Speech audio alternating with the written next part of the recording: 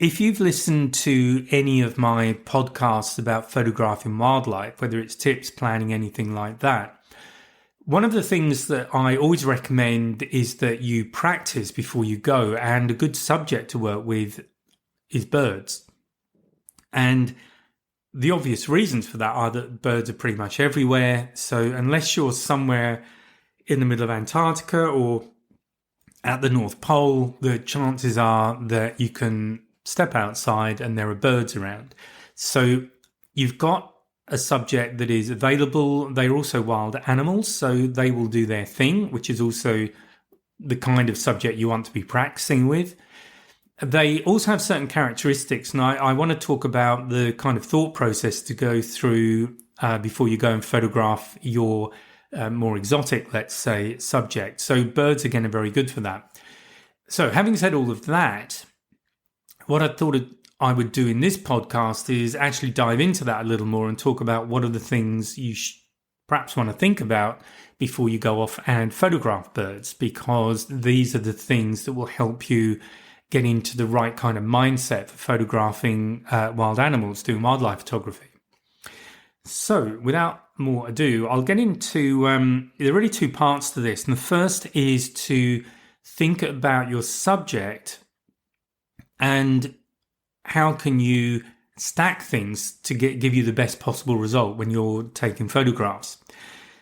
So, talking specifics here, think about how you position yourself in terms of the sun and in terms of where the wind's coming from.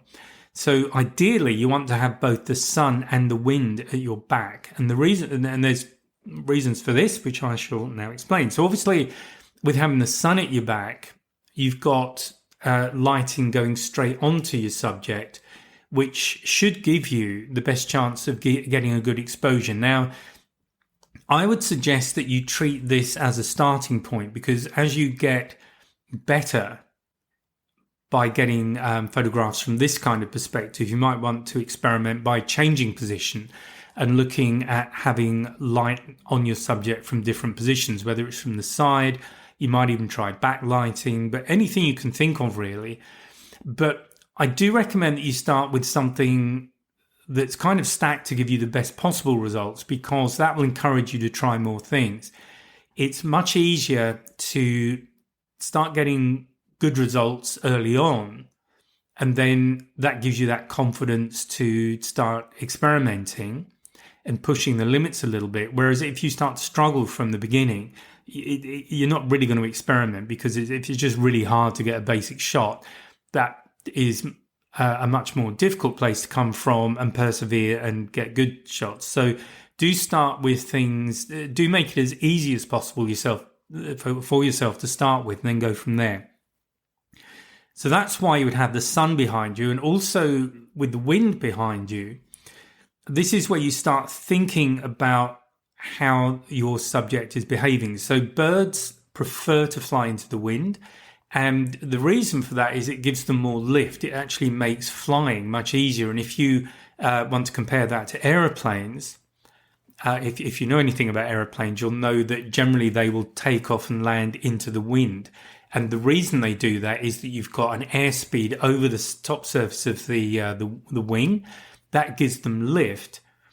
So it means that the aircraft itself can be flying much more slowly and still get a lot of lift if it's flying into the wind. If it's flying with the wind behind it, that's where you've got the lowest possible lift. So that basically the aircraft has to be flying much, much faster in terms of airspeed to get the same amount of lift.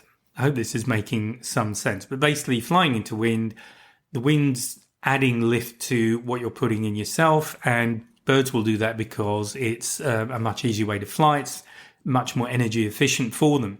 So knowing that, you want to have them flying towards you, because that gives you nicer angles. It means you're looking at their head for a start and not their tail, unless you're doing a collection of, the back end of birds, for example.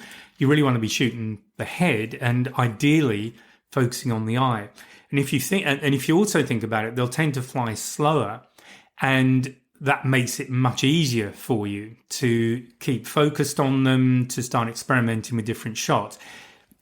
One extreme of that, and it's something that I see here in France when farmers have cut their fields, and also when I've been cutting my grass in the garden sometimes, there are certain birds, and I'm not a bird person, so they're hawks of some sort, but basically they're the birds that prey on small mammals, so moles, mice, small animals like that.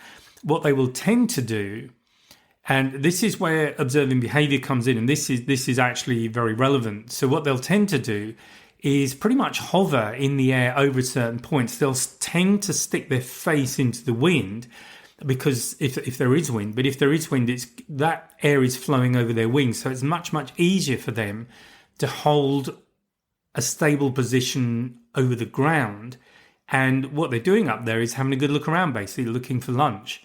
So once you start to think about the behavior of the animal, it starts to give you clues about how to photograph them and the kind of photographs you can expect to get. Now, obviously, the bird's going to be moving around as it does that. It will fly over one spot, hover for a bit, then fly over somewhere else. So there is an element of knowing a bit more about what drives that behavior. And in knowing that, you can set yourself up for the shot. So if you know that a farmer is cutting the hay or whatever it is in their field that they're getting rid of, and you know that these birds of prey will follow some particular time after that, maybe when the farmer's gone, or even if they're in another part of the field, depending on how comfortable they are around people, it means you know when you need to get yourself in a position to get that shot. And this is really the essence of wildlife photography. It's why you do research. It's why I emphasize that point when I'm talking about wildlife photography. Once you research the animal you want to photograph, you will get a lot of information and a lot of clues that will help you to be in the right spot at the right time. So that's the first thing.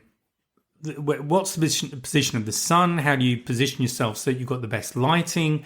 And then related to behavior, or a certain behavior, where do you need to be in relation to the wind? Now, and I would say actually, while I'm talking about the wind, if it's pretty much the opposite situation if you're on the ground tracking an animal, because you want the wind in your face, because that way, if the animal is then ahead of you, your scent is being blown away from the animal. So in that scenario, you actually want the wind in completely the opposite position. So these are things that you really need to start thinking about if you're going to get good at photographing wildlife.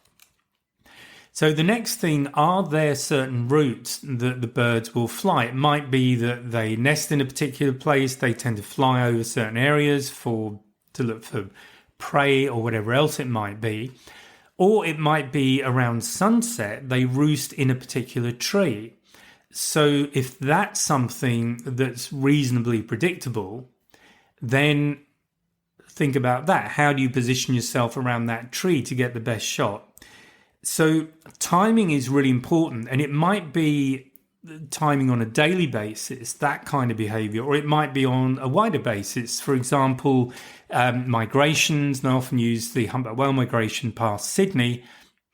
So between May and November, typically, although I gather the season is slipping a little bit, but you will see humpback whales going past Sydney. And the reason they're going past is that in autumn, as it's getting colder, so down in Antarctica, where the humpback whales spend the summer, it starts getting colder down there. So they'll head north eventually up to Queensland, because that's where they mate, that's where they give birth. And they like to give birth in warmer waters because baby whales don't have much blubber on them.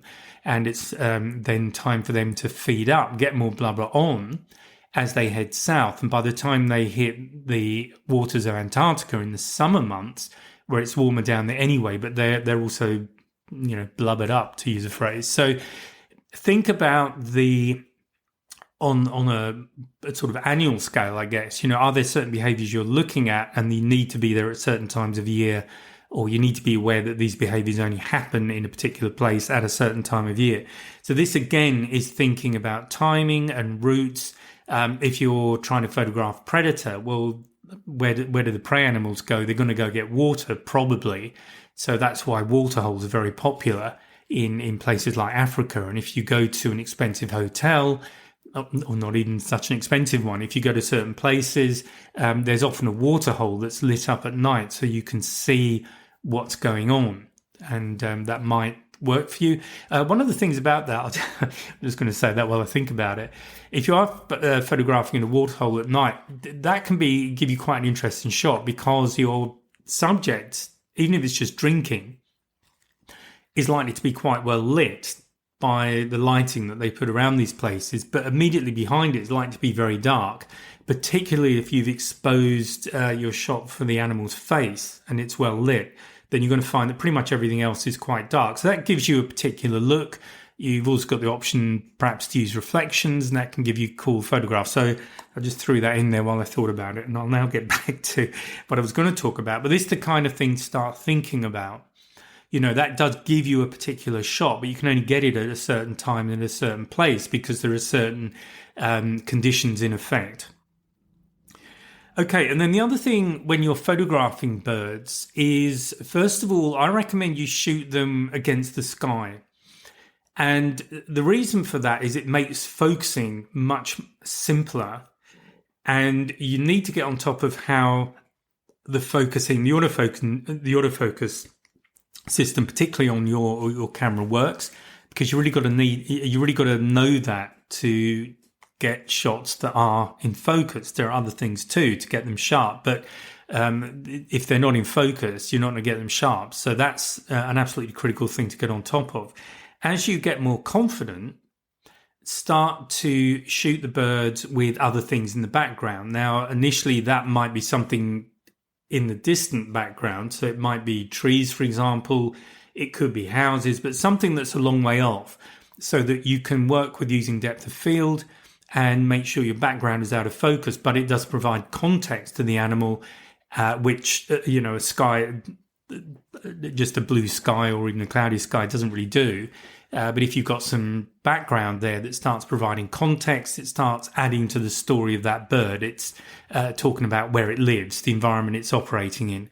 And then as you get really good at it, you can look at picking a bird out with background and foreground objects in there. And that's where you can really start experimenting with your composition. Now, you might not do that with a bird in flight. You might, depends on where you are. You might change your position, so you're shooting down on the bird, so you've got more of that background situation happening. This is what I want you to start thinking about. Start with something easy, so you get really familiar not only with the bird itself, but also how your camera's operating, how good you are at operating the camera, because that's the other critical point, and that's the whole reason to practice, to get really good. And then make it more difficult for yourself. Start to stretch yourself technically and your ability to use the camera, but it will get you to learn which settings work best in different situations, and you'll know how to switch settings very quickly, however you do that on your camera. But this is the real purpose of doing this kind of photography. So I'm going to talk now about the camera settings themselves and just a few things to think about. Now, if you read different things, if you Google things on the web or listen to people or read articles or whatever, they will probably recommend one way or another of doing things, and that's perfectly fine. I'm not particularly going to do that. I'm going to tell you what I use. Other people have a different opinion. And what it really comes down to is, what are you most comfortable with and what gives you the results that you're happiest with? And I think that's the critical thing, because we all work slightly differently. Some of us will prefer one way of doing things, others prefer another way. And if you're getting really good shots, it doesn't matter which method you're using.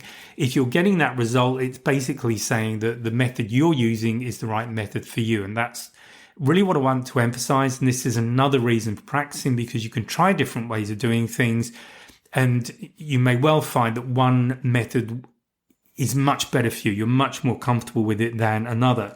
So the first thing is where you're setting your focus. And some people, so the default on a camera, if you don't know, is when you press the shutter button halfway down, that by default will set the exposure on the subject, and it will set the autofocus distance. And what it uses to do that depends on how you set the camera up, both for your the aperture, so the exposure settings. So you need to look at what you've got on your camera. You need to understand how that's working.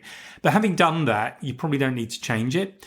But the shutter speed, that's something, or the how the autofocus is set. That's something that you will definitely need to think about. And that looks at the number of autofocus points that you're using. Now, most cameras, and again, you've got to look at what you've got, will start with a general zone. So it's generally an area kind of around the middle part of the viewfinder, but it's actually a good area within the viewfinder. So it might be as much as 2/3 of the area of the viewfinder sets up a general zone, and the autofocus just tries to focus on something in that zone. That may well be how your camera was set on default. What you'll also find is that there are loads of little squares. They might be in little groups of 9 or 16, and you'll see those as a pattern. They basically work around the center of the viewfinder. So you won't generally find things out on the edges of the viewfinder, but definitely in the central area, you will have options as to which of those points and what combination of points you use, or even the general zone. So if that's starting to sound confusing, you definitely need to Google it, but you definitely need to understand this on your camera. So maybe have a look at the camera manual, heavens forbid, but there you go. Now, what I do, I generally use a single autofocus point in the center of the viewfinder. That's what I will generally use for my autofocus. And that will work well if the subject is of a reasonable size within the viewfinder. What I mean by that is that it's relatively easy to get a good focus on it. Now, the other thing I do, though, and this comes back to the button that you use, I use a thing called back button focus. And the reason for that is I actually tend to use it more for birds, although some people actually recommend you don't. But again, it's, horses for courses. So back button focus is where you reprogram the camera to use one of the buttons on the back of the body. So again, depending on the camera you're using, you might find there's a little row, maybe 3 or so little buttons on the back of the camera body. And you can reprogram those on some cameras, or some of those buttons. And on the Canon cameras that I use, I can reprogram one of those to be the button I use to set my focus. And I prefer to do that so that it's different, it's separate to my exposure. So I'll get my exposure right by pressing the shutter button halfway down, but I'll set focus by using the back button, and I use my thumb to do that. Now, some people don't like that because it does take a bit of practice to get comfortable with that. I've been doing it a long time now, so I just do it automatically, but it means that I can reset my focus without resetting the exposure. And it also means I can set my focus and then recompose things in the viewfinder and then press the shutter button. I'm not resetting the focus at that point. So basically, I've separated setting focus from taking the photograph. And that for me works really well. What you may need to do is, if your subject is getting harder to get a single button on, a single AF point on, because that point's very small in the viewfinder, and it can be quite hard to get that onto a subject if the subject is very small. Just getting one specific point onto that subject, if the subject is moving, and if the subject's moving, it means your camera is moving, which means you might be wobbling a bit, so that will makes it more difficult. So in that situation, you might want to think about using a group of AF points, and that might be 9 points or 16, or you may even think about using a zone. So this is where I'm going to hand it over to you to experiment with that, because it means you're going to get to learn how your autofocus system works on your camera if you don't already know that. And then you're going to start picking certain setups that work in certain scenarios, and by practicing with those scenarios you can switch from one to the other as you need to. And the only way you really get good at that and get to understand that is by using it. So At this point, I hand it over to you and enjoy, experiment, but really get to know your camera. I can't do more than tell you that is what you need to be thinking of. Now, another thing to do when you're using your autofocus on your camera, now you're probably using a telephoto lens when you are photographing birds. I use a telephoto for wildlife. I use my 100-400, and you might not have quite that range, but you certainly want a long telephoto to have any chance of getting in close to the animal. And often when you're photographing the animal, you're already some distance away. So this is where you need to learn how to use a combination of optical zoom, which you do on the lens, and then digital zoom that you do once you've taken the photograph. And this is one of the reasons, excuse me, that I recommend you always shoot RAW, because a RAW image gives you, it's like the negative in the old film days. Well, film's coming back apparently, so it's like using a negative. But the RAW file has all of the information that has been captured by the sensor. If you are shooting in JPEG, you've already lost a lot of detail. And the reason why RAW is more important is that it gives you a much better digital zoom capability. And digital zoom is simply where you zoom into the image, but what you're doing is pulling the pixels that make up that image, you're pulling them apart. And unless you're using some additional software, like Gigapixel AI, for example, which is one I use, you're not adding any detail to that image. So you're losing resolution as you zoom in further. So it does mean that given a certain size of RAW image, there is a limit to how far you can zoom in and still get a sharp enough and a high enough resolution for the purpose that you're going for. All right, I've kind of labored that a little bit, but there is a reason for that. If you just want to put something on social media, you can actually get away with quite a low resolution image. If you want to print the photograph and put it on the wall, and maybe it's A1 or A2 or even A0 size, so they're the standard metric sizes, then you really have to think long and hard about the resolution you've got. So, okay, but you're using a telephoto, you're using optical zoom. Think about digital zoom, shoot in RAW, because that will give you the best digital zoom. To help the autofocus system, though, on the lens that I actually have a switch which tells which basically allows me to cut out or stop the camera trying to focus on things that are close to me.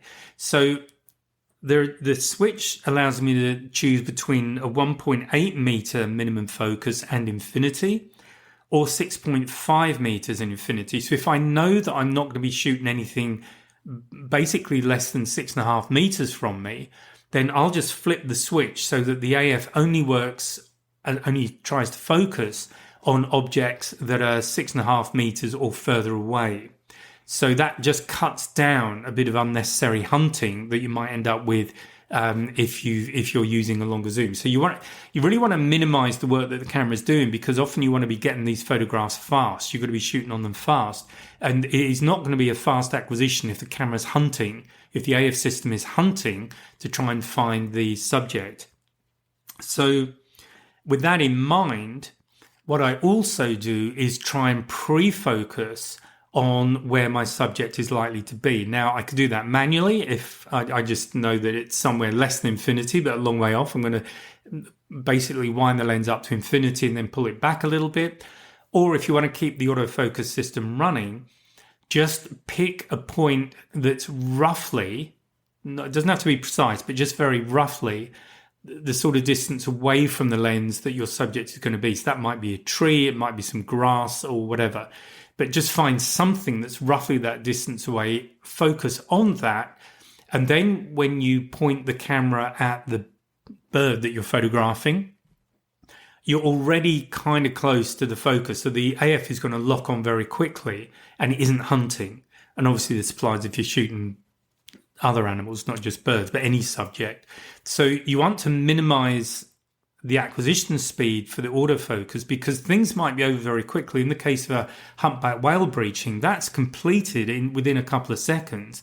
So what you don't want to do is spend the first second or so having the camera, the AF system, hunting to try and find where the whale is, because by the time it's found the whale's just disappeared into a big splash of water, and that probably wasn't the shot you were going for. So do learn a bit more about your AF system and look at how you can get it working faster and how to get it to lock on to the subject as quickly as possible. And if you've got AF tracking of any sort, start working with that as well. Get to know that, get to know how it works and how to get the best from it. Okay, another thing to just reduce the workload on the camera is to turn off image stabilizer. The reason I say that is if you're photographing birds, you want to be using a very fast shutter speed. So you definitely want to be, you don't want to be less than 1,000th of a second. You really want to be 1/2500th of a second, or even faster, maybe as fast as 1/3200th of a second or 4,000th of a second, whatever it is. But those are the kind of shutter speeds you need to be running with. At that speed, image stabilizing won't make any difference, because image stabilizing works at lower shutter speeds. So you can just turn it off. It's just another overhead that you have running on the camera that you don't need. And it also starts to get you thinking about the mode that you want to be in. Do you need to be in manual to get that kind of shutter speed and get a correct exposure? In my experience, probably not. But it doesn't do any harm to understand how manual works and to perhaps play with manual. I would generally go in either a shutter speed priority, which is TV, time variable on Canon. So shutter speed priority, if that's where I want to go, or I'll use the aperture and vary that because I'm controlling my depth of field with that, but make sure that the aperture that I'm running with is wide enough that I'm going to get that fast shutter speed, and that combination of aperture and ISO allows me to get that kind of shutter speed. I do like to play with depth of field because I do want my subject to be nice and sharp, but I want the background out of focus to some extent. And if you are shooting against a background, that will determine what sort of depth of field you can get you want to be using. Now, as a starting point, I'll start with around an f8, because generally f8 it's the midpoint, it's the middle of the aperture range really, and that's generally where lenses will give you the best performance. If you've got a professional lens, you should get pretty good. It should be pretty even performance across the whole aperture range. If it's a less expensive lens, then definitely sit around the middle, because you may find that the sharpness and the performance of the lens drops off as you start pushing the aperture one way or the other. So if you're trying to get down to say an f2, if it goes to that kind of aperture on a lower performance lens, you're not going to get such good performance. Frankly, if it's giving you f2, you're probably on a better lens anyway, and if you're using the pro lens, I would definitely play with f2. So again, this is where the experimentation comes in, because at f2 you've got a very narrow depth of field, and that can give you some really great results if you have both foreground and background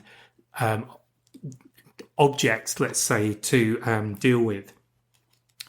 So that shutter speed, I've also kind of implied knowing the exposure triangle. Frankly, if you don't understand the exposure triangle, understand it, because it is really important. And if you don't understand it, you're basically stuck with auto all the time. And I think your options for creativity get extremely limited. You're basically looking at composition. Whereas once you understand how that works, you've opened up the capability of the camera. You can explore the limits of what your camera will do, and it will challenge you as a photographer to start pushing your envelope and get some really amazing results. Okay, so I've spoken about different AF points, how to do that, how to, pre-focus. Another small thing is if you are using a telephoto, it may well have a ring on it with a shoe. that allows the lens to attach to a tripod. This again is what's comfortable for you. And there are some schools of thought on that. So I tend to use it with the shoe in the lower position. So the position it would be in if you're going to stick it on a tripod, because I'm happy with that. I can work with that. It's not a problem. Other people like to have that shoe flipped to the up position and have their hand on the lens itself. Honestly, look, whatever works for you is fine. Again, it comes back to the results you're getting. If they're good, then whatever you're doing is fine. But again, I think this is, to me, it's personal choice. Others may well argue with me, but that's all good.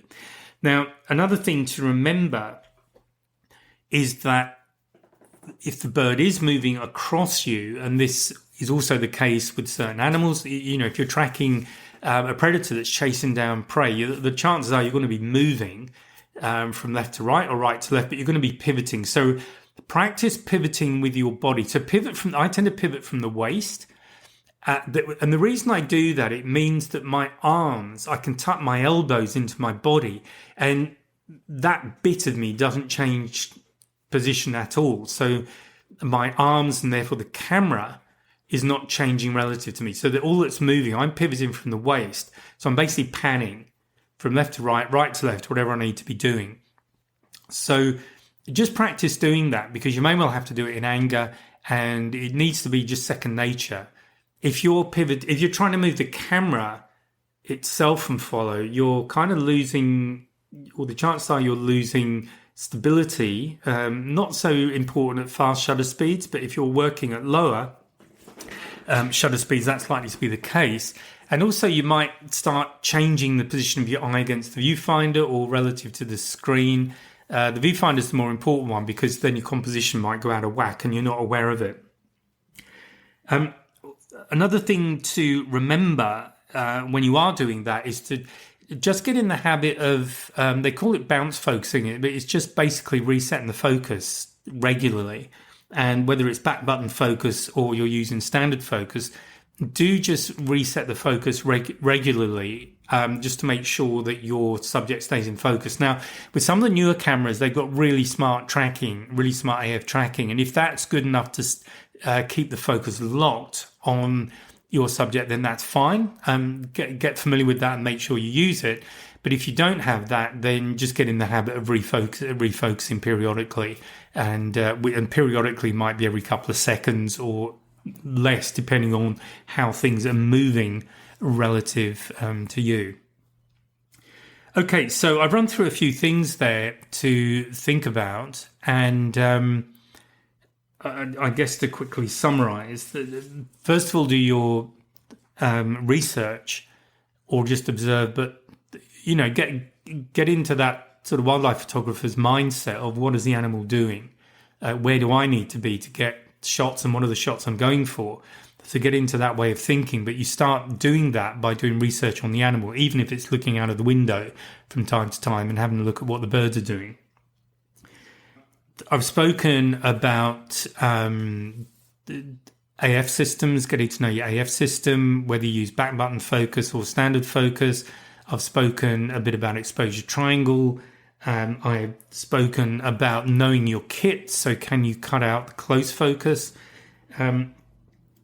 Using RAW. So that there's sort of basics that really, in my opinion, it's important to know if you're going to get good results, consistently good results in your photography.